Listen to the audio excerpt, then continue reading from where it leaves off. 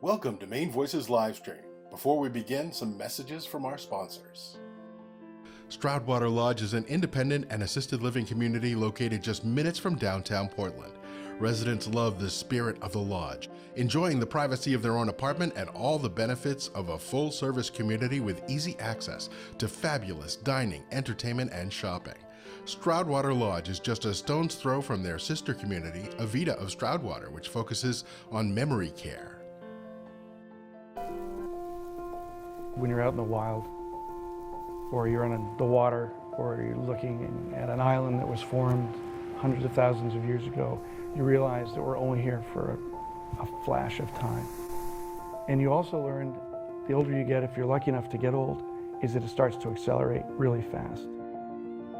We've had the privilege of working with some families for over 5 generations. So we know when someone is trying to make a decision about who to trust their legacy with, that it's one of the biggest decisions that they'll ever confront.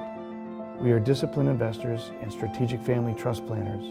We've managed wealth for generations, and we are grateful for the trust families have given us. This is patience. This is discipline. This is trust. This is H.M. Payson.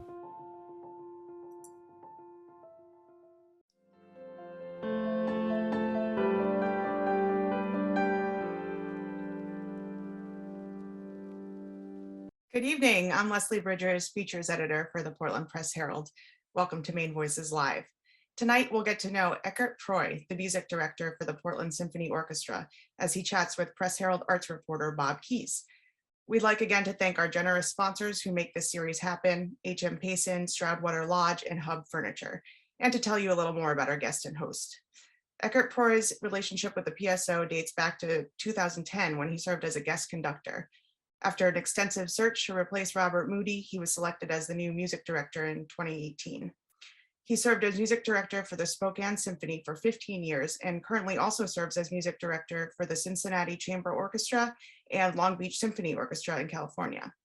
Born in Germany, he has conducted symphonies all over the world, including in Israel, Mexico, New Zealand, and Spain. Bob Keyes is a nationally recognized arts writer and storyteller who has spent more than 15 years writing about arts and culture for the Portland Press Herald and Maine Sunday Telegram. He recently published his first book, The Isolation Artist, about Robert Indiana's final days. Please welcome to our virtual stage, Eckart and Bob. Hey, good evening, everybody. And good evening, Eckart. And Eckart, I always enjoy speaking with you, and I'm grateful for the chance tonight to talk about the Portland Symphony Orchestra and your return to live performance with audiences and the season ahead. So here we are, it's November 2021, and we're 21 months removed from the onset of the pandemic here in Maine.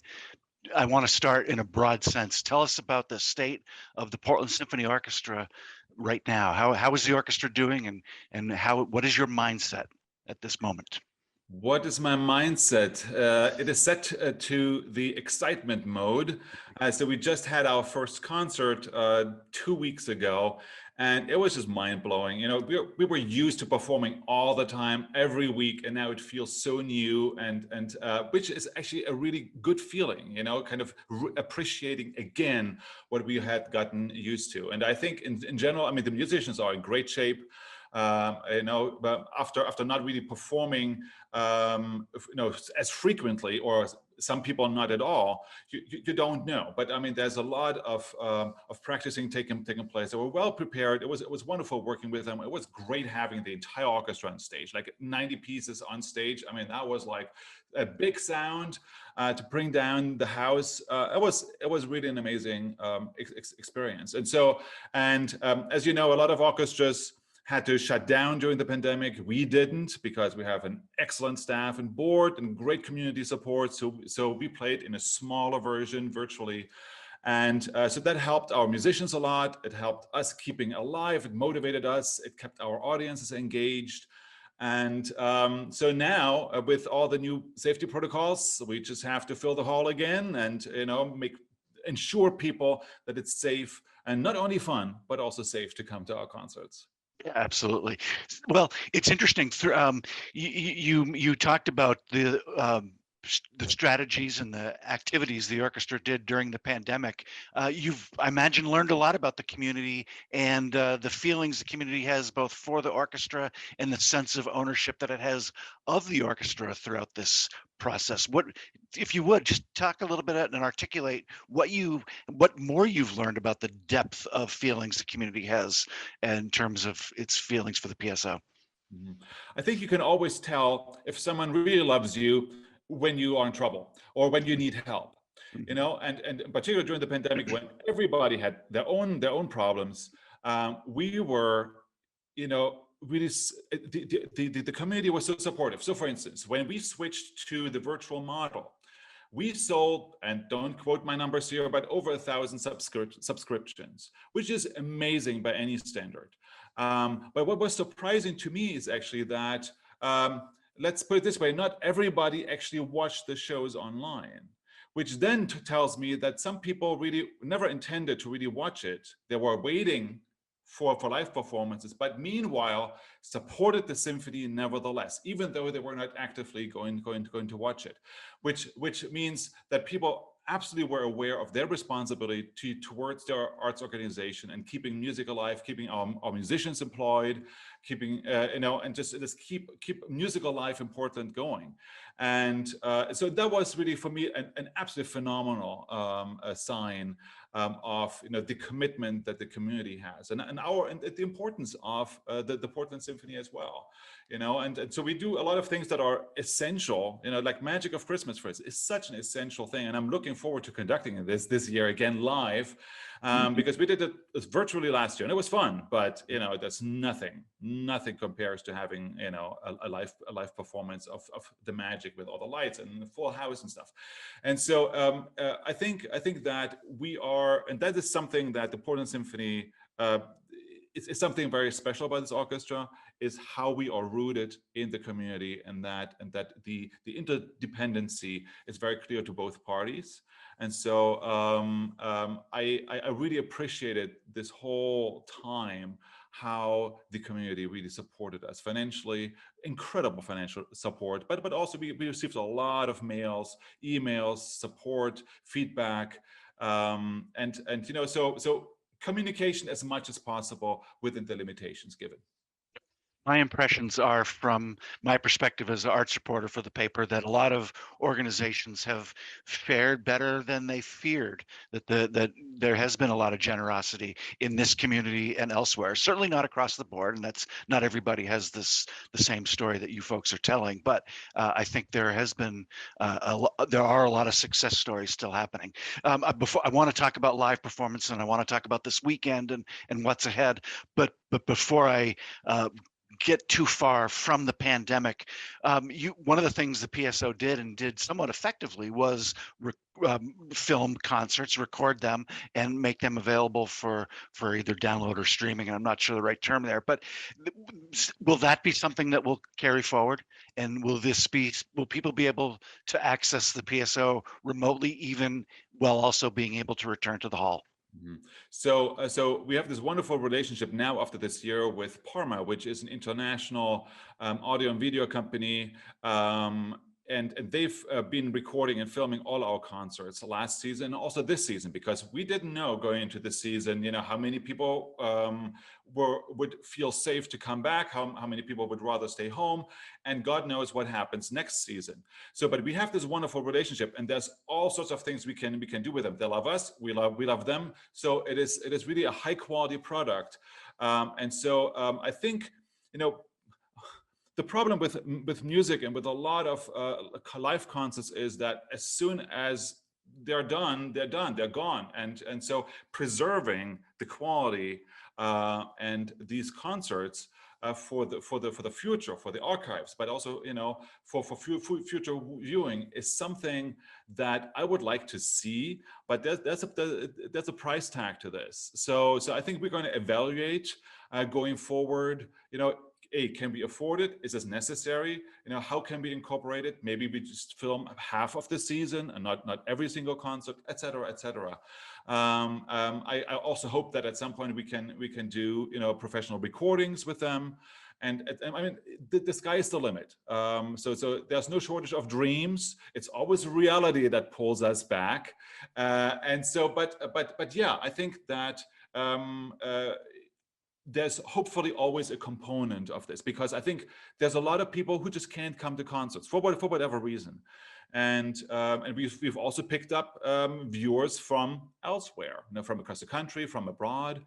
And so, maybe that is also, even for regional orchestras of the 21st century, maybe that's also something that we need to consider. It could be part of the strategic plan for growth and whatnot. But again, as you mentioned, the financial commitment is essential, so that may be an opportunity for a marketing relationship down the road. But okay, you mentioned the benefit of doing that sort of work is the opportunity to preserve the concert for future enjoyment. The flip side is also true. The benefit of being in the hall at the time is the opportunity to experience the moment and the sound and the lights that you just mentioned. And I wasn't in the hall for the opening night, and I just before we get too far, can you talk about both the thirst that you felt among the musicians, but also the sense of I don't know if it was relief or what it was that you felt from the audience coming back? When you're on stage, you can always feel the audience. You can feel the audience, you can feel the excitement, you can feel the boredom if necessary. But so there's an, in particular for me as a conductor, I always feel like I'm in the middle of an energy storm, between what comes from the musicians on stage and what happens behind my back in the audience. And so I felt a lot coming from the orchestra, and I felt a lot coming from the audience. And so I felt the excitement of everybody, and that is for musicians as audience alike, to be on stage, to be in the hall together, and sharing this event. And what I've noticed, sometimes we forget how, music is very much, there's a social component to that. Like so many things, like a good meal or so, it's always better when it's shared. And you can enjoy a good meal by yourself, but it's not as much fun as in good company. And I think for music, and live music in particular, it's exactly the same. And so I want to share something with you, because it was very surprising to me. It shouldn't have been, but it was. So we always record 2 concerts, or a rehearsal and a concert, so that we have 2 versions. And then when we edit it in post-editing, when we go back in the studio, then we pick one version, which is our main version. This is the one that we are going to take. And if there are any boo-boos, mistakes, whatever, we're all humans, then we can plug in from the other performance. Let's just learn a second here, a second there, a note there. During the past season, no problem. But we played without audience. The 2 performances sounded pretty much exactly the same. No difference. There's one was a little bit better than the other, but sometimes it was like, oh, it's a wash. They were both really, really good.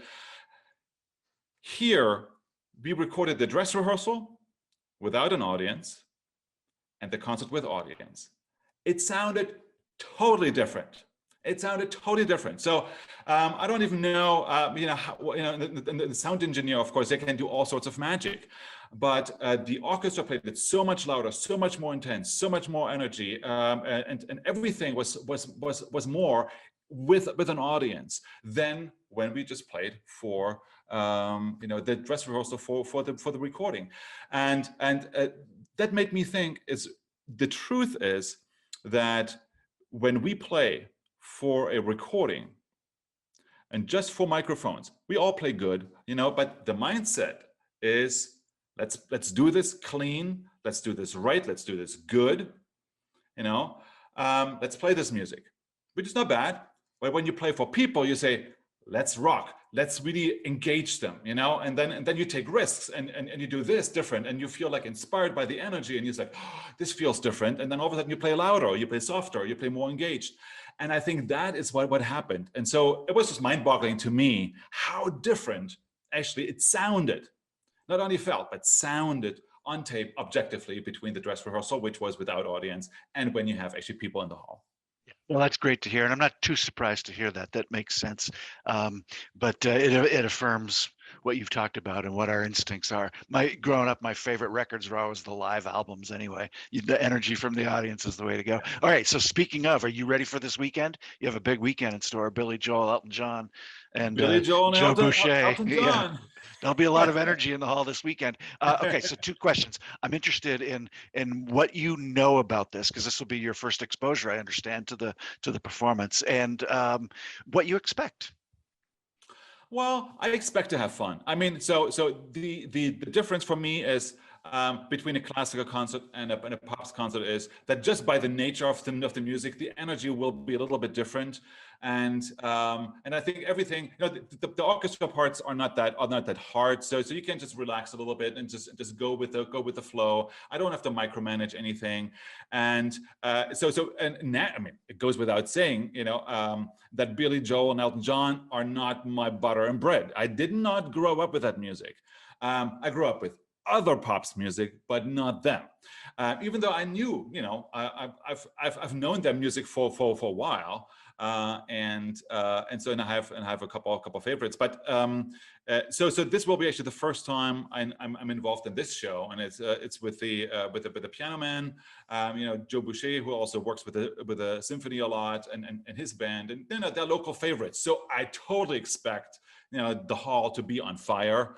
And so I'm just gonna have fun. I love that music, and so it's gonna be great. Who were your favorite pop artists or pop bands growing up, or even now? Oh, you wouldn't know. They were East German. Okay. All right. Okay. All right. Well, I might, but I won't press you on that. Okay. You mentioned Magic of Christmas just a few minutes ago, and how important that is. Give us a preview. I know it's a very important concert. We're only a month or so away, which is hard to believe. What are we gonna hear? Yeah, I'm not quite sure actually if I'm allowed to indulge you in details, but broad overview. So first of all, we're happy to have the Magic of Christmas chorus back. They're such an integral part of this show, and there was a back and forth. You have singers on stage, in particular chorus. What are our safety protocols with that? So that is great that they are back. We have a wonderful guest artist, a singer who was born in Portland, who has a career now in TV, in theater, and on Broadway, and so she's going to be, it's a she, she's going to be wonderful. There will be music from several actually famous Christmas movies, more or less Christmas related movies, sometimes just about the cold, but also really Christmas. And there will be a feature of for a very big instrument that is located at Merrill Auditorium. And what else can I say? And of course, we're gonna observe all the traditions and that people expect and love. And there are also going to be two versions of this. So depending on the comfort level of the audience, there will be a shorter version and a longer version. Because we want to open it up for children too. And now with the new vaccinations, I think the protocols have to be a little bit different. But we really want this to be a family event, and so there's going to be protocols in place so that everybody feels safe when they come. Yeah, well, that certainly makes sense. Can you talk more, or please do talk more about the difference in the programs? And I'm not so much interested in the details of the programming per se, although I welcome that, but just in terms of the lengths. What? Right. Yeah. Yeah. So I mean, the main difference is intermission, yay or nay. It's the same thing with our classical concerts. So right now, our classical concerts, we don't have an intermission. So just so the people don't run into each other in very close proximity during the break and the whole bathroom issue. And so we really wanted to, you walk in, you see the show, and you walk out. I think that was also from our medical experts. The opinion was this is the safest way to do this, and so there's going to be a version like this as well. So basically, that the show is no longer than 70 minutes. No intermission, the best of basically, and then we also have a version which is like the full show. And so there's a little bit more music, of course, in there. And so, but I think the full show will also be, I don't know, maybe in 90, maybe a little bit longer, a full length concert, a full length magic. Okay. Interesting. Okay. Good. Um, in the larger picture, what was or what is your philosophical and programmatic approach to the season, and is it evolving based on those rules and regulations? I mean, I know you've thought about May and beyond, but do you have a plan B or plan C depending on how things go? Oh, we definitely have a plan A and plan B at this point. Okay. So we have for every single program, we have a program that actually we have three. So we have a long program, like with intermission, a big orchestra. We have a shorter program without intermission, also big orchestra. And then just in case, because we don't know, we have one for smaller orchestra. So that, we can just, be very, very flexible about, the current stand of the pandemic and react. But in general, the philosophy was, I was always thinking, it's like, what is the music that we need to hear? And what is the music that people need? What does our soul need? What do we need emotionally? And so I try to really program music that is positive, that is happy, that you can whistle on the way out, that is uplifting. So there's, of course, I mean, like every all art, there's darkness, but it always comes out of it. So for instance, our next program in 3 weeks. It's going to be the Barber Cello Concerto and then Dvorak Eighth Symphony. And the Barber Cello Concerto is, they're both very intimate, actually pieces, very, very personal pieces. And the Eckart Cello Concerto is the Eckart Cello Concerto is a little darker. It's because it was composed at the end of World War I, and so that, of course, that's the inflection of. There's always a cloud over it, and the Dvorak is the opposite. There's always a sun through it. So we have this concept of darkness to light, and I think you'll find this in many of these programs where there's a lot of emotional music, but in the end always finds delight, which I think is very, very important as a musical message and a philosophical message these days. Well, speaking of the light, I have to ask you about Dan Sonnenberg and the fanfare that he wrote for the opening concert. What was your emotional reaction as you were conducting that piece, and what did you think of it? So this was a premiere that was composed for the bicentennial of Maine in 2020. We were supposed to have played it then. So I get the score, like it's this big. And so you leaf through it and you kind of get an idea of what it is, but it's the same thing for a composer. You don't, and Bartók said that too, you don't know what it sounds like until it actually sounds, and so certain things that look good on paper, they sound very, very different when you have real people there. So, but as you go along, both as a conductor, but also as a composer, you kind of know what you're doing. So there were a couple surprises, not many surprises. It was mostly balance issues. So where instruments needed to come through that didn't, because there were other instruments that were too loud, and so we adjusted all that. And so I thought, it was, as many people have pointed out, they wish that it had been longer, because there was so much potential, musical potential in it, that it would have been nice to see, where is he going now? And now we kind of know what his musical language is. Where is he going after this? So that would have been nice, but it was conceived, as part of a very large program, a very long program for the bicentennial. So we explicitly told him 3 minutes, and so that's, and we kept it that way because we wanted to also stay in the time frame also in the last concert, so we cannot do it much longer. So, but I hope to conduct another piece of his at some point in the future. I thought he was a very, very gifted composer, very colorful. He had this huge orchestra on stage, but a lot of different colors, very, very rhythmically driven. He's also the drummer of I think a rock band, and so you can feel that the underlying rhythmic drive that is there, and so I liked it a lot. I liked it a lot. I like conducting it too. You Good. know? Yeah, that's fun. Yeah, Dan, for those who don't know, Dan is a Portland resident, teaches at USM, has composed all kinds of music across all kinds of genres, in addition to composing the piece that Eckart just talked about. Dan also has a new CD of pop music out and a new CD of classical music out. So prolific. All right, here's another question from a reader, and if I butcher the pronunciation, I apologize. I love the Poulenc, and notice that you will be performing not one but two of his works this season: the Concerto for Organ and Timpani and the Concerto for Two Pianos. An abundance of riches. I was wondering if you have a special affinity for the composer.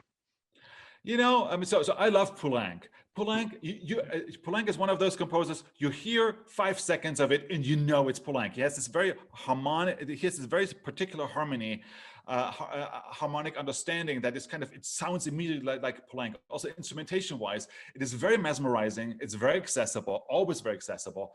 But yet, there's always something underneath. You know, so I think sometimes it's like with a lot of French music. A lot is facade, and you just have to poke a little bit to see what's underneath. So, so it was just by coincidence, because I was looking for an organ concerto, and there are more than you might think for organ concerto and orchestra. They're just never played, because there's very few halls who have a decent organ. And so but the Poulenc concerto for some reason spoke to me. It is a super interesting piece. I didn't know it beforehand. I listened to it and thought, this is strange. And what he does, it's really it's fascinating. So I love that concerto, and and the Concerto for Two Piano. This is with the Silver Garborg piano duo. I've worked with them many times. They're wonderful musicians. You know, the problem when you have two pianos is they sit like 20 feet or 15 feet apart, watching each other, but they can't see their hands, and so you feel like it's just one big brain sitting at two pianos, 15 feet apart, and I love that concerto for two piano. It has two pianos. It has some of the most beautiful music ever written for that configuration. And they're also going to play a Bach concerto for two pianos, and we play the Bartok concerto for orchestra after that. So it's going to be a great show. So yeah, and I think it is the first time that the Portland Symphony will actually have two pianos on stage. So concertos for two pianos. That's the first time. I love your enthusiasm. That's great.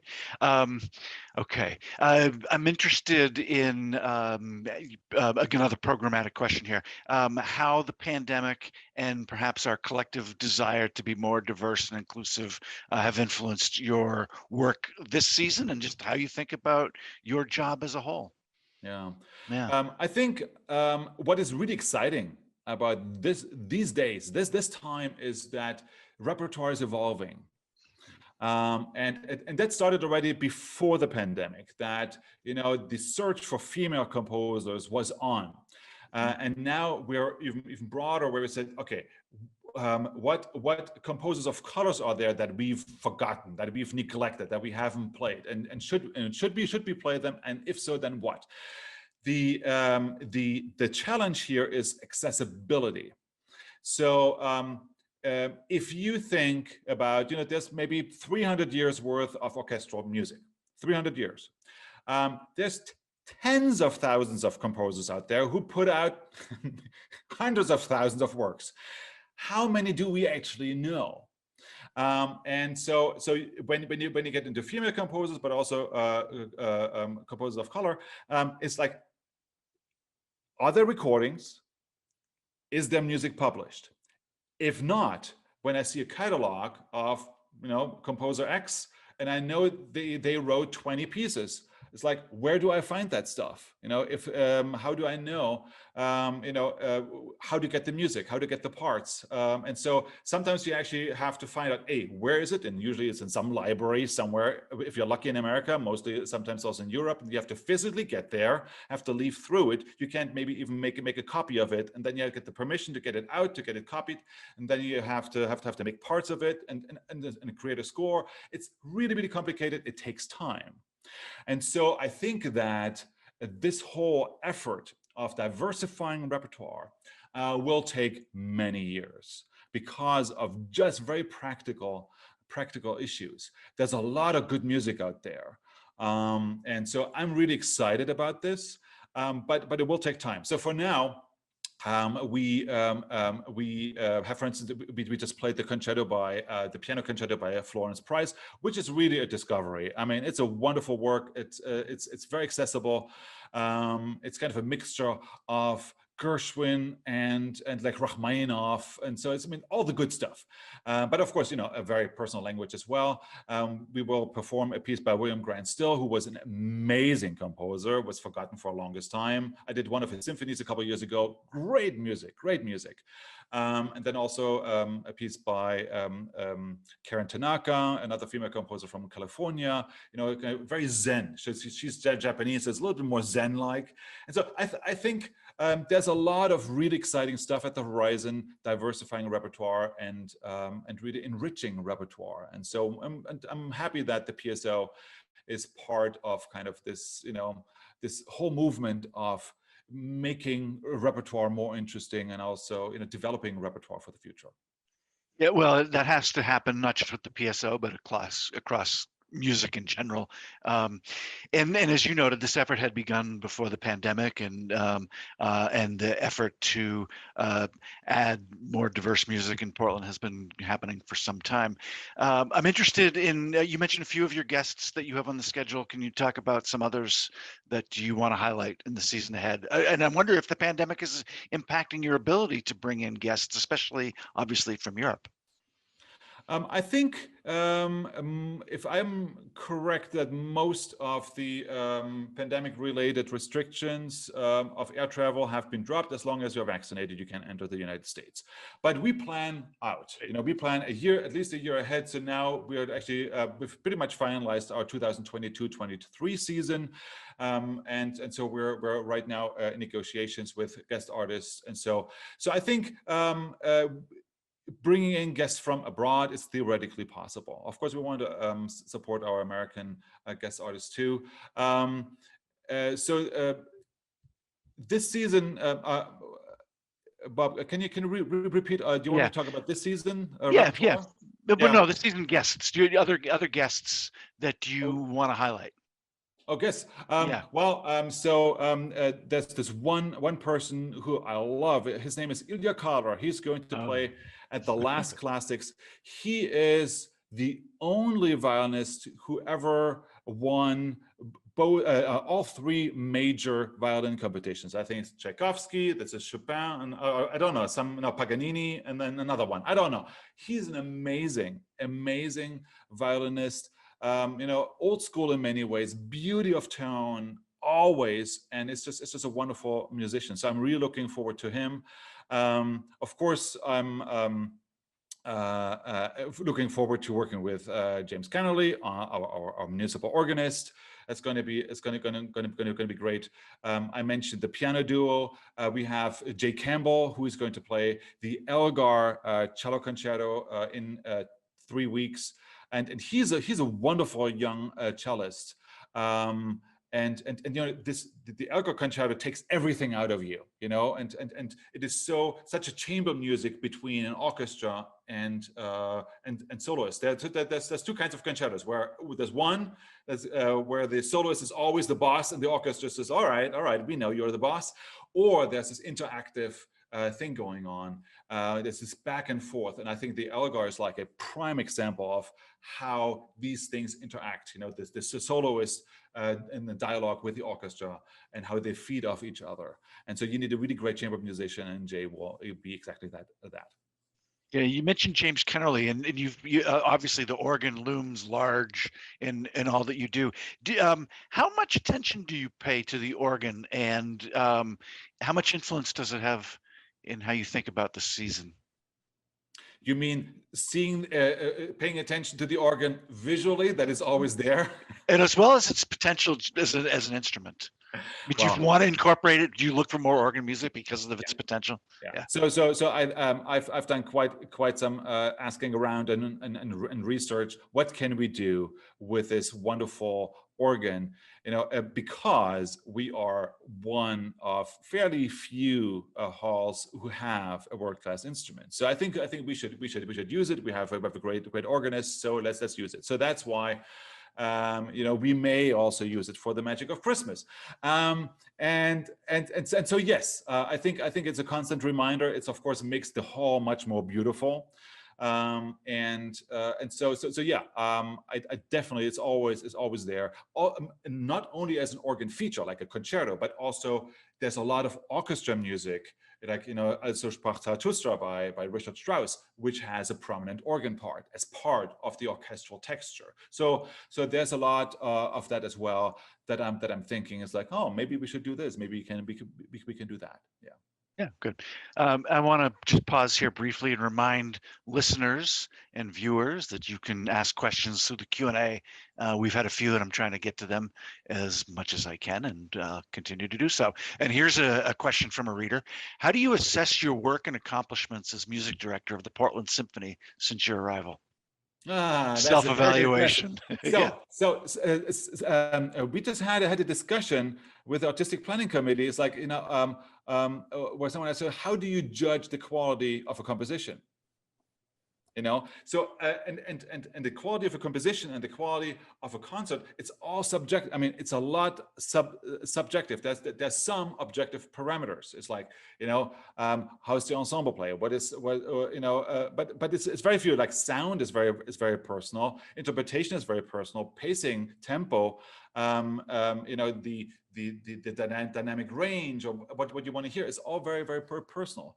And so it's interesting because music is so elusive, it eludes objectivity. So when you come to competitions, for instrumentalists, but also for conductors, it's like, how do you judge? It's like, I feel good about this one. This one is a little faster. No, speed is not the parameter. Or conductor is like, how do you judge conducting? Has a lot to do with subjective perceptions, like personality, or musicality. But what is that musicality? Are the gestures musical? Are they elegant? Should they be elegant? So it's really, really hard. So what I do is. When I listen to the orchestra, it's like, how do they sound to my ears? How's ensemble play? How's the balance between sections? How is the intonation? What is the musical flow like? What's in general the impact, the emotional impact of the music? Do they phrase together? And all these things, and I kind of judge it by that. Having said that, because of the pandemic, this is my third year with the orchestra, but actually I have only conducted like 4 performances with the full orchestra, 4 classical concerts because of the pandemic. Everything in between, besides the Magic of Christmas, the first Magic of Christmas, which was a lot of fun, but everything else was a small ensemble. So I feel like I'm still very much at the beginning of my tenure, and not. It doesn't feel like the third year in. So I think there's still a lot of getting to know each other going on.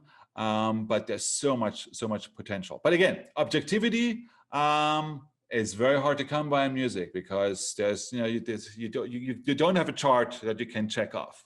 For better or worse. I think it's better because you want people to have different experiences. Yeah, it is how it sounds, but it is also how it feels. The energy you spoke of at the very beginning, coming from the musicians to you, but also almost as important, if not more important, what the audience is giving back to you. That's the feedback. Okay, Pete, I'm interested. I know others are interested in your personal story. We can see the piano behind you. I'm not going to ask you to play, but is that your first instrument? Did you grow up with the piano, as so many do? Yes. So this is actually my childhood piano. Wow. I brought it over from Germany. It's an 1890 something piano, and So it is very old. It's a Blüthner. The brand is Blüthner. It was produced in Leipzig, if I remember correctly, and it has been, it has seen a lot of my tears. I did not want to make music. I did not want to practice. I did not want to sing. I did not want to play the piano. But it was kind of my father who grew up in the ruins of Dresden, right as a young teenager in the 40s. He always wanted to make music professionally, and he never could. So he was a hobby musician himself. He had a little vocal ensemble, but because of his efforts, my brother and I were both conductors. So he really pushed music on us, and so I spent hours on this thing crying. But it's sometimes kids just don't know what's good for them. And I speak as a parent who tried to teach his kids music and failed. Because it's the first encounter with discipline. You cannot cheat an instrument. And it's going back to the same thing. Do it again with this fingering. Nope, that was the wrong finger. Do it again. And when you're 5 years old, this is no fun. But I'm so happy that he did not back down, because otherwise, I don't know what would have, I don't know, become of me, So, but this piano is very dear to me. There's a lot of history in here, and that's why I brought it over here, and I'll probably have it until the end of my days. You play other instruments? So I tried. So the piano is a great instrument because you can play a score. So you can play like a full orchestra, and that's what we learned in Germany too. It's like you have the score. You have 20 or 30 different parts, and you reduce it to your 10 fingers, and you play like an orchestra. It's very helpful for studying scores, for accompanying singers, or instruments. So this is a great skill to have. But what I always felt I needed to understand other instruments. So I did start playing the violin when I was like 17. I took some violin lessons, and I had to stop because my tendons wouldn't do it. I mean, it's such an unnatural position, this. And so I couldn't do it. And then I thought, okay, let me try cello. So I did cello a little bit, and then I had a girlfriend who played bass, and so I tried the bass a little bit. And I always felt that I had a pretty good take on wind instruments because I was a singer. So I was in boys choir for 8 years. So I kind of knew what breathing, support, production, what that would feel like, what wind players would need from me. But strings, I really needed to experience myself to kind of have a better grasp of what it takes to produce a sound on a string instrument. Okay, so what made you want to be a conductor? Maybe you just answered that question by telling me all those little anecdotes about your instruments. No, it was. No. I didn't have a choice. Okay. I didn't have a choice. So, well, yeah. So I was in boys choir. So, when I was 10 years old, my father basically, and that was not a punishment. I think he really wanted the best for me. And he later said he wanted to avoid that I followed my criminal activities as a 9-year-old.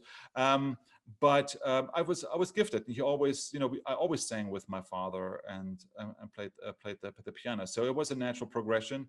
And when you do in boys choir, I was in boarding school. I was away from home, and all we did all day long was singing, playing piano, and playing soccer. So for me, that was a choice. Do you become a soccer player, or do you become a conductor, or a singer, or something else music related? And so I knew when I was 11 that I wanted to be a conductor.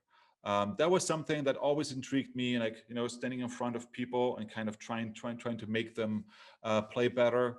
I had of course no idea what a conductor actually did, but it appealed to me, and so and maybe it's a German thing. I don't know, but I was always told at all stages of my career, it's like, don't do it. You're not the type. You don't have the personality. You don't have the gifts. Oh no, you know. And so this discouragement, of course, had the absolute opposite effect on me. It was my best motivation ever. So I really pushed through, and I worked very, very hard, all day long for years, and I'm happy I did. I think it's a very fulfilling position. Great answer. Where is your brother a conductor, and have you shared the stage? So my brother is a conductor in an opera house near Dresden. So there's a smallish town in the suburbs of Dresden called Radebeul, and he's the conductor there. He does mostly opera. He's also a composer and arranger. And so he visited the States a couple times because he was thinking of maybe going into film music in Hollywood. And so we checked that out. And when he visited here, I had him conduct, in Spokane with the Spokane Symphony, and I said, why don't you conduct a little bit, And so, and I think it would be a hoot for people because we look a little bit alike, and I think with the same genes we move. Maybe we had the same conducting teacher, so I think we move a little bit alike. Very different personalities, and so I thought it would be a hoot, and the orchestra liked it, and the audience liked it. So I shared the stage with him once as a conductor. We sang a lot together, but as a conductor only once. All right. Well, maybe that will happen in Portland. And have your kids come to Portland to see you conduct here?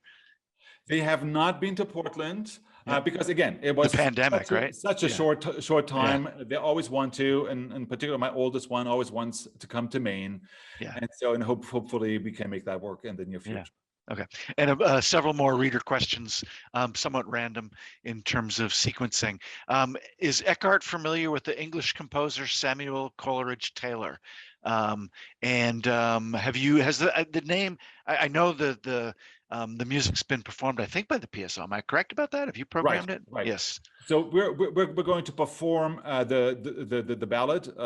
It's a guest conductor, Ruth Reinhardt, who's going to perform this. It's a phenomenal piece. So Samuel Coleridge Taylor, we actually did his Christmas overture for the last Magic of Christmas. Okay. Phenomenal piece. Phenomenal. Yep. I mean, he died when he was 37 years old. So unfortunately, it's one of there's so many composers who died too young, but he's an interesting composer. He was super successful. He came 3 times to the United States. Was called the Black Mahler, like after Gustav Mahler. So I mean, people admired him, and he was super gifted. And it's just I'm sure there's a lot of more music by him that is to be rediscovered as well. You have a favorite piece to conduct or a small group of pieces you like to go back to for inspiration? And what do you listen to at home? So in terms of favorite music, I don't really, that's a luxury you cannot really afford as a conductor of the regional orchestra because you have to cover so much. I think that, and that goes also, if I don't really listen to music in my free time. But when I do, I often listen to Bruckner. That's something that I always go to because I feel there's something in there that speaks to me. Always has. Also as a teenager, I always listen to Bruckner. So we're actually going to perform his 6th symphony in January. And that's actually the piece that I conducted when I was a guest conductor with the Portland Symphony. So this is kind of my entry to Portland. So maybe that's also why it's so dear to me. But so I like Bruckner. I like Brahms a lot. Johannes Brahms. I love that music. I love Rachmaninoff. I like conducting Tchaikovsky for some reason because it takes a lot out of you. It's very emotional music, and Richard Strauss. I love Strauss. Very colorful music. I think in general, that's what I like. Say Tchaikovsky is what brought me into classical music. It was Boston Pops. I'm sure it was July 4th, and it was Seiji Ozawa, and I was like, wow, this is a moment that I've never forgotten. And it is music that's all about humanity. It's so personal. It's about the highs and lows that the highest highs and the lowest lows of you as a person that you can go through. I mean, he went through hell and back, and I think he poured all of this into his music, and I think that's why also Beethoven. That's why these composers speak to us so much, because I think we can filter that out. They put it in, and we can filter it out, and that's I think why Beethoven will always be popular. Tchaikovsky will always be popular because of that. Another reader question here, and I should know this answer, and I apologize in advance for not.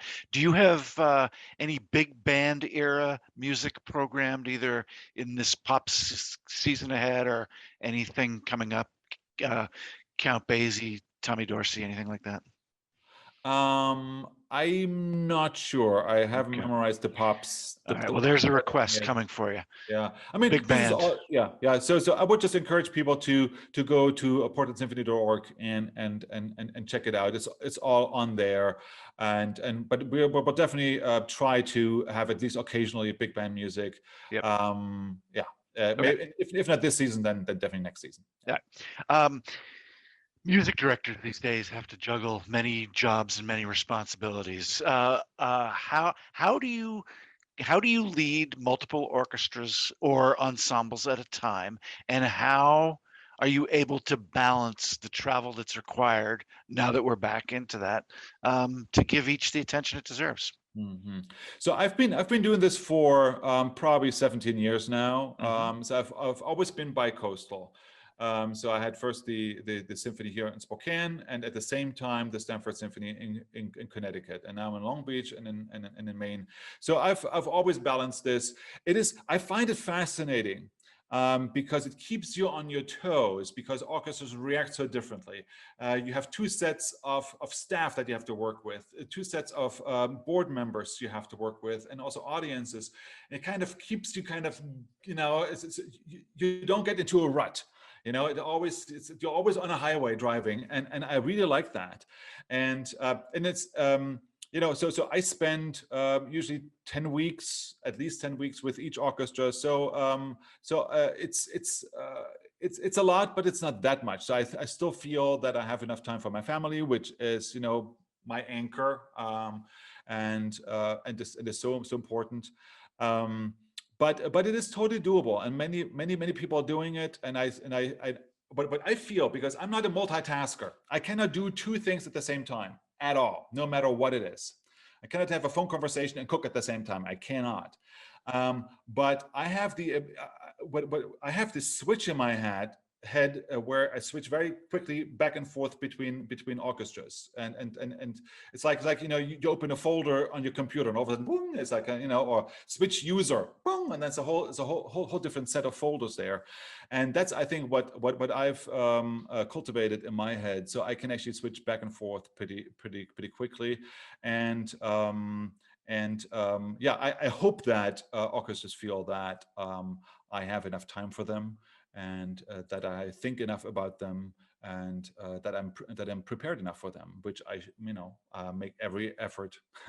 Yeah, well, of Yeah. course. And I will say, you mentioned this, and it's a fact. Many people in your position do this. This is the industry norm. I came to realize that a decade or so ago, when I started writing about the music director search in earnest for the PSO, and I was surprised to learn how many music directors do this. But it is what regional orchestras.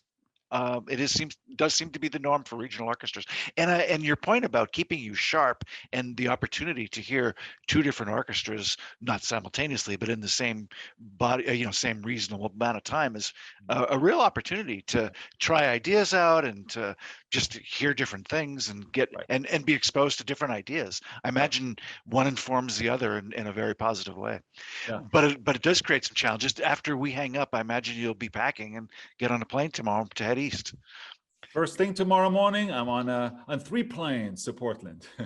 Okay, so a serious question here. What is your typical week like when you have a performance? And in other words, when you land tomorrow in Portland, what will you do, and how will your days play out through Sunday, roughly? So tomorrow I'll arrive late in the evening. I try to check in to my Airbnb.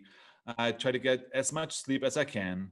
And then I get up and I head to the rehearsal, basically. So I'm gonna meet with Drew Boucher and the band an hour before the rehearsal. Then we have a rehearsal on Saturday morning and have a show at Saturday night, and then we do another show on Sunday. I meet our board president on Sunday morning for breakfast, and so I mean.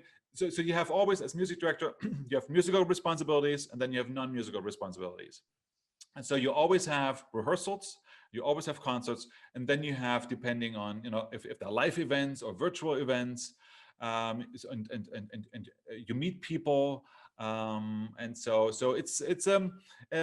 it's not a particularly dull job. No, I would not say that. I'm sure it's not. You must have multiple go bags for different coasts and different types of performances. How many tuxedos do you own? 3. Okay. 3. So I have one in Long Beach, and then I have one here just in case, and then there's one that I take to Portland. So okay. Yeah, you never know. You never know. You can never have enough tuxes. Yeah. Even though they apparently go out of fashion. I heard that orchestras dropping their tuxes now, and so I'm like, no, I have 3 of those. Yeah. Well, it will be interesting. Is that a pandemic thing, or is that something that you noticed before the pandemic? I think orchestras have been thinking about this for quite a while. It is a major step because you need the buy-in of all the musicians as well, so depending on what you do. But it is an effort, I think, to relate more to your audiences and to get this, I don't know, nose up kind of elite thinking or impression that some people might have, and I think a tuxedo, yes, or tails, they do bring the image of this the aristocratic population there. For me, the tails are great because they're open. There's no buttons, so I can actually move. Everything else is buttoned down. It's like, it's uncomfortable for me. So for conductors, but many conductors, actually many major conductors dropped the tails long time ago. And as a conductor, you always have that luxury to say, no, I'm not going to do this. I have my own dress code. Interesting. Okay. Another reader question here. What was the strongest attraction that drew you to Portland other than the orchestra? So I remember when I came to Portland the first time. I've lived on the West Coast for close to 20 years now, and so and I always appreciate when I come back to the East Coast how old the buildings are. From Europe, I kind of miss that. There's like a building from 1880. Whoa, So I like just walking in downtown Portland and just looking at all these old buildings. Here the oldest buildings are like 10 or 1920 or so, and these are the old ones. And so I like that. I love. I used to live on in the West End, so just walking around there, these wonderful houses that and now I stay very often near the Eastern Promenade, so I do that on a daily basis. There's just so much nature around. We just talked about it. Unfortunately, I don't have that much time to actually really just travel around and do fun things. But I try to do things around town, and I always appreciate it. Also, of course, the food. I always appreciated that, and but in general, people are also very friendly. So whenever I come to Portland, I feel like this is a cool town. People are nice, unpretentious, very natural. It feels good to be in Portland.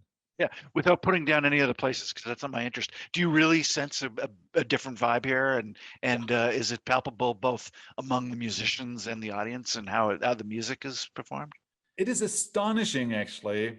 So there's certain things that are. So there's certain pieces, no matter where you play them. If it's in Australia, in New Zealand, or in Rhode Island, or wherever, certain pieces always elicit the same audience reaction. So audience sometimes react the same way, but they are not the same way. Audiences are not the same way. Each orchestra has a very different vibe, and each orchestra needs something different from you. That's also part of what I like about having multiple orchestras, is that it keeps you as a musician, as a conductor, sharp because you cannot just go through your whatever routine you think you have, and we all develop routines, so that the orchestra are very different, the staff is very, very different, the audience is different, and I can't say that I prefer one or the other. I just there's different feels to each location. Yeah, totally makes sense. Last reader question, and we're down to a minute or so, so we'll keep this brief. Somebody wants to know, what is the picture above your piano, and what is its significance? And the significance of the instrument, actually. Is it a violin or a viola? So this is a violin. Yep. It's a painted violin, and that was part of an auction for the Cincinnati Chamber Orchestra a couple of years ago, where it was a fundraiser. Local artists painted violins and then auctioned them off. And I really liked this, and also wanted to support the orchestra, and said, "This is mine." Now I'm just waiting for the second one. It needs a partner. Yeah. And the picture? And the picture, that is the picture of my orchestra here in Spokane. I was music director here for 15 years. Yep. And it is a wonderful hall that was renovated and it's a beautiful Art Deco theater. And so this orchestra is very dear to my heart. And so it's there. You were beloved by them. I read a lot about you during your tenure there, and I was very impressed with how the city treated you and all that. So congratulations. Okay, we're out of time. Eckart, thank you very much. I really appreciate it. I always enjoy this discussion. People out in the audience, thank you for tuning in. And everybody, please go to portlandsymphony.org to get all the details of the concerts. And as noted in the notes here, this interview is being recorded and will be available for viewing later. Thank you all very much. Have a great night and enjoy the music. Thank you, Bob. Take care. Bye.